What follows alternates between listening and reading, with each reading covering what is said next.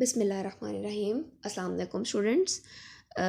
आज का हमारा टॉपिक है जी vapour pressure, typical properties of liquids में हम एवापोरेशन पढ़ चुके हैं और सेकंड प्रॉपर्टी जो आज हम पढ़ने जा रहे हैं वो है वेपर प्रेशर, जिसकी हम डेफिनेशन, एक्सप्लेनेशन और फैक्टर्स जो इफेक्ट करेंगे वेपर प्रेशर को उनको डिस्कस करेंगे। ठीक है जी, तो सबसे पहले हमारे पास आ जाती है जी इसकी डेफिनेशन। अच्छा जी, वेपर प्रेशर है क्या? जैसे कि नाम से हमें पता चल रहा है जी, वेपर प्रेशर यानी वेपर्स का प्रेशर। किसी भी लिक्विड के जो वेपर्स बनेंगे वो जो प्रेशर एक्सर्ट करेंगे उसको हम वेपर प्रेशर कहेंगे। लेकिन इसके लिए एक कंडीशन है कि अगर हमने लिक्विड के वेपर्स का प्रेशर डिटर्मिन करना है तो वो किस पॉइंट पे करना है। अब ये तो नहीं हो सकता ना कि हमने लिक्विड को थोड़ा सा हीट किया और उसके वेपर्स बन गए, उनका प्रेशर एक्सर्ट कर ली, उनका प्रेशर हुआ और वो हमने मेजर कर लिया और वो वेपर प्रेशर हो गया। नहीं जी, वेपर प्रेशर होगा इक्विलिब्रियम पे। ठीक है जी, इक्विलिब्रियम पॉइंट कौन सा? Equilibrium between the liquid and the vapours. Liquid और वेपर्स के दरमियान जब इक्विलिब्रियम अटेन होगा उस पॉइंट पे वेपर्स का जो प्रेशर होगा उसको हम क्या कहेंगे? Vapour pressure. अब हम ये देख लेते हैं कि ये इक्विलिब्रियम किस तरह से अटेन होगा। डेफिनेशन इंपॉर्टेंट है जी वेपर प्रेशर की।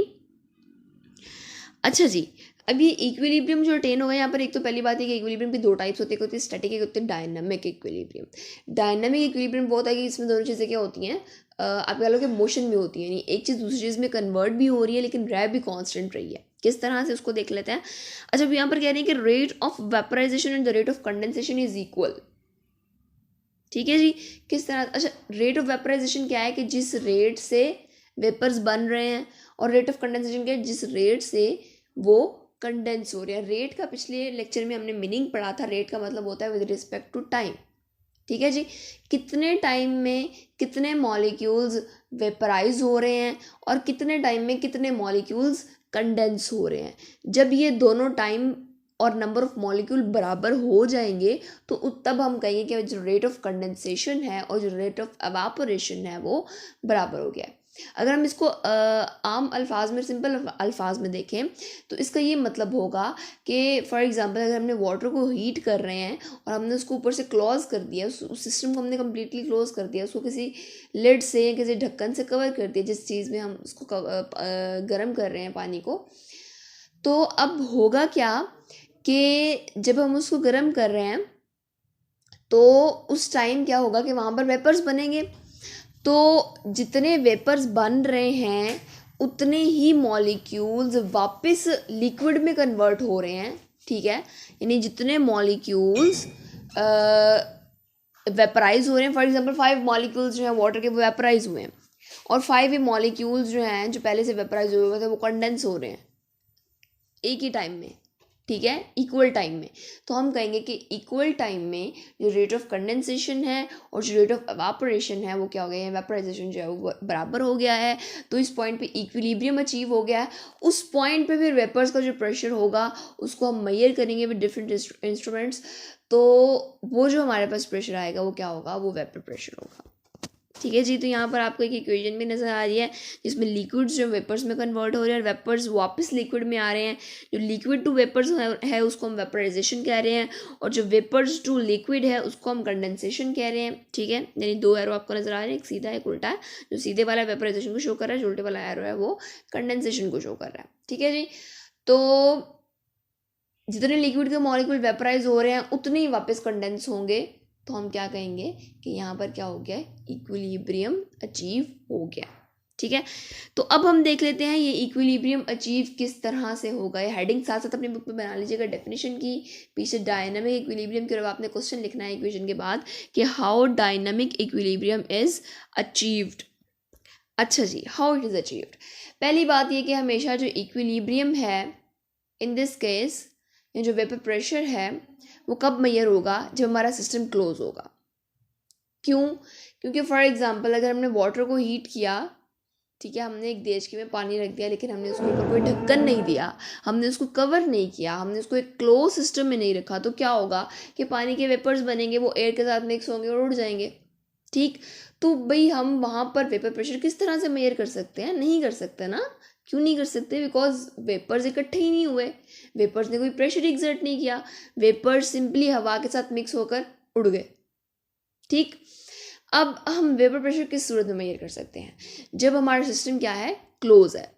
ठीक है जी, हमने क्या किया कि हमने जिस देचकी में पानी रखा था उसको कवर कर दिया, उसके ऊपर एक ढक्कन रख दिया जिसने उसको मुकम्मल तौर पे कवर कर दिया, और उसमें से वेपर्स किसी सूरत भी जो है वो बाहर नहीं निकल सकते, एयर के साथ मिक्स नहीं हो सकते। अब जब हमने उसको कवर कर दिया तो वहाँ पर क्या होगा कि मॉलिक्यूल्स एवापोरेट होंगे। ठीक है, मॉलिक्यूल्स को जब हीट मिलेगी, उनको एनर्जी मिलेगी, तो वो क्या होना शुरू हो जाएंगे, वो एवापोरेट होना शुरू हो जाएंगे। ठीक है, अब यहाँ पर 3 स्टेप्स में ये प्रोसेस होगा। पहले स्टेप में क्या होगा कि वेपर्स जो हैं वो स्लोली कंडेंस भी होना शुरू हो जाएंगे, साथ साथ पहले वेपराइज हो रहे हैं, थोड़े थोड़े साथ में कंडेंस भी होना शुरू हो जाएंगे। सेकेंड पॉइंट पे क्या होगा कि जो कंडेंसेशन प्रोसेस है वो थोड़ा सा इंक्रीज हो जाएगा।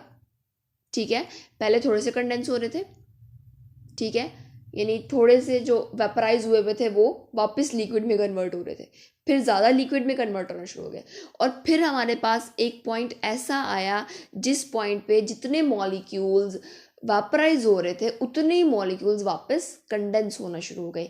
यानी हमारे पास क्या हुआ कि रेट ऑफ कंडेंसेशन और रेट ऑफ वेपराइजेशन क्या हो गया, इक्वल हो गया।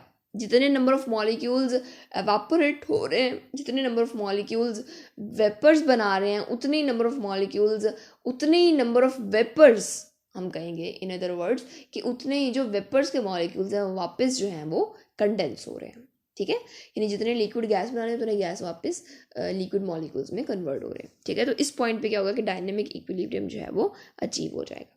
ये आपकी बुक की डायग्राम है। सिंपली क्या शो करवाया हुआ है कि पहले स्टेप पे वेपराइजेशन है, नो कंडेंसेशन, जब हमने स्टार्ट में उसको हीट किया। अच्छा, द कंडीशन इसका सिस्टम हमारा क्या है, कंप्लीटली क्लोज है, कहीं से वो एयर के साथ इन कॉन्टैक्ट नहीं है। बी में अगर आप लोग देखें तो कुछ लिक्विड्स मॉलिक्यूल्स ने ज़्यादातर ऊपर जाना है, कुछ ने वापस भी आना शुरू कर दिया है। ठीक है, 4 एरो आपको ऊपर के नजर आ रहे हैं, 2 एरो आपके नीचे के नजर आ रहे हैं, यानी कुछ हद तक कंडेंसेशन जो है वो स्टार्ट हो गई है। कुछ हद तक आपके जो लिक्विड मॉलिक्यूल्स उन्होंने आपके जो वेपर्स हैं उन्होंने वापस लिक्विड में कन्वर्ट होना शुरू कर दिया। सी में अगर आप लोग देखो तो जितने 3 एरोज आपको अपर नजर आ रहे हैं, 3 एरोज आपको डाउनवर्ड नजर आ रहे हैं, यानी 3 मॉलिक्यूल्स जो हैं वो वेपराइज हो रहे हैं और 3 मॉलिक्यूल्स कंडेंस हो रहे हैं। This is just for the sake of example के 3, ऑफ कोर्स 3 नहीं होंगे, बहुत ज़्यादा मॉलिक्यूल्स एट अ टाइम जो है वेपराइज हो रहे होंगे और बहुत ज़्यादा मॉलिक्यूल एट अ टाइम जो है वो कंडेंस हो रहे होंगे। ठीक है, यहाँ पर सिर्फ 3 की एग्जांपल दी है ताकि आप लोगों को समझने में आसानी हो। ठीक है, तो यहाँ पर 3 मॉलिक्यूल ही वेपराइज हो रहे हैं और 3 ही मॉलिक्यूल जो है वो कंडेंस हो रहे हैं। जब उनका नंबर बराबर है, उनका रेट बराबर है, rate of condensation rate of vaporisation बराबर है, तो जो सी डायग्राम है उसमें आगे क्या होगा कि इक्विलिब्रियम अटेन हो जाएगा। अब इस इक्विलिब्रियम के पॉइंट पे जब हम वेपर्स के प्रेशर को मेजर करेंगे तो वो क्या होगा, एक तो पहली बात कि वो कांस्टेंट रहेगा, बिकॉज इक्विलिब्रियम कांस्टेंट है हमारा, मतलब वो अचीव हो चुका है। तो उस पॉइंट पे जो प्रेशर होगा उसको हम क्या कहेंगे, वेपर प्रेशर। अगर हम फैक्टर्स की बात करें तो 3 फैक्टर्स हैं, nature of liquid, size of molecule and temperature. सबसे पहले साइज ऑफ मॉलिक्यूल को देख लेते हैं जी। अच्छा जी, कॉमन सेंस हमारी ये कहती है कि जो बड़े साइज़ का मॉलिक्यूल है उसको जल्दी वेपराइज नहीं होना चाहिए, और छोटे साइज़ का मॉलिक्यूल है उसको इजीली इवेपोरेट हो जाना चाहिए। ठीक है जी, तो जो चीज़ इजीली इवेपोरेट हो जाएगी उसका वेपर प्रेशर भी ज़्यादा होगा, और जो चीज़ इजीली इवेपोरेट नहीं होगी उसका वेपर प्रेशर भी थोड़ा होगा। ठीक है जी, तो एग्जाम्पल देख लेते हैं। आपके बुक पे हेक्सेन और डीकेन की एग्जाम्पल दी हुई है। हेक्सेन में कार्बन नंबर जो है वो 6 है और हाइड्रोजन 14 है। डीकेन में कार्बन 10 है और हाइड्रोजन 22 है। ठीक है जी, तो हमें नज़र आ रहा है जिनके कार्बन नंबर से कि हेक्सेन का जो साइज़ है वो छोटा है और डीकेन का साइज़ बड़ा है। तो किसको जल्दी इवेपोरेट होना चाहिए, हेक्सेन को, और वेपर प्रेशर की भी किसका ज़्यादा होना चाहिए, हेक्सेन का एज कम्पेयर टू डीकेन। ठीक है, हेक्सेन का जो वेपर प्रेशर है वो डीकेन के निस्बत ज़्यादा होना चाहिए। क्यों, क्योंकि हेक्सेन का साइज़ क्या है, छोटा है। ठीक हो गया, so this is about the size of the molecule. अगर हम बात करें नेचर ऑफ लिक्विड की, तो नेचर ऑफ लिक्विड में हम देखेंगे कि आइदर हमारा जो मॉलिक्यूल है वो पोलर है, नॉन पोलर है। अगर पोलर है तो उसका वेपर प्रेशर कितना होगा, नॉन पोलर है तो कितना होगा। ठीक है, अच्छा जी, अब अगर मॉलिक्यूल जो है वो पोलर, यहाँ आपके पास जो लिक्विड है वो पोलर है। ठीक है, पोलर का मतलब ये है कि मॉलिक्यूल्स के दरमियान इंटरमोलिकुलर फोर्सेस जो है वो थोड़ी सी स्ट्रांग है as compare to the non polar, because non polar में पार्शल पॉजिटिव पार्शल नेगेटिव नहीं होता, वहाँ पर समहाउ इलेक्ट्रोस्टैटिक फोर्स भी नहीं होती। तो नॉन पोलर में इंटरमॉलिक्यूलर फोर्सेस वीक होती हैं और पोलर में इंटरमॉलिक्यूलर फोर्सेस क्या होती हैं, स्ट्रॉन्ग होती हैं, बिकॉज वहाँ पर क्या होगा, पार्शल पॉजिटिव पार्शल नेगेटिव होगा। ठीक है, तो जब पोलर के मॉलिक्यूल्स ने एवापोरेट होना है, जब वहाँ पर वेपर्स बनने हैं, तो उन मॉलिक्यूल्स को पीछे से कोई फोर्स है जो खींच रही है, तो हो सकता है कि वो इतनी आसानी से एवापोरेट ना हो सके, उनकी इतनी आसानी से वेपर्स ना बन सके। लेकिन अगर हम नॉन पोलर की बात करें तो नॉन पोलर के पीछे कोई ख़ास कोई स्ट्रॉन्ग इंटरमॉलिक्यूलर फोर्स नहीं है।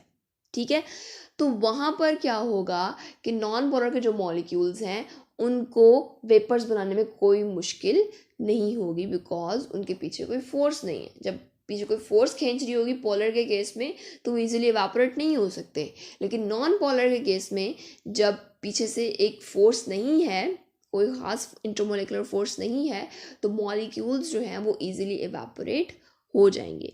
ठीक है जी, एग्जाम्पल हमारे पास है जी वाटर और अल्कोहल की। अगेन जो हम पीछे एवापोरेशन में भी इस एग्जाम्पल को पढ़ चुके हैं कि जो वाटर है उसका वेपर प्रेशर कम है और अल्कोहल का जो है वो वेपर प्रेशर ज़्यादा है। क्यों? क्योंकि अल्कोहल इजीली एवापोरेट हो जाएगा और वाटर नहीं होगा, क्योंकि वाटर की जो इंटरमॉलिक्यूलर फोर्स है वो स्ट्रॉन्ग है, जो कि हाइड्रोजन बॉन्डिंग है, हम पिछले चैप्टर में पढ़ चुके हैं। ओके जी, नेक्स्ट इज टेम्परेचर। अगर हम टेम्परेचर की बात करें तो टेम्परेचर का और वेपर प्रेशर का डायरेक्ट रिलेशन है।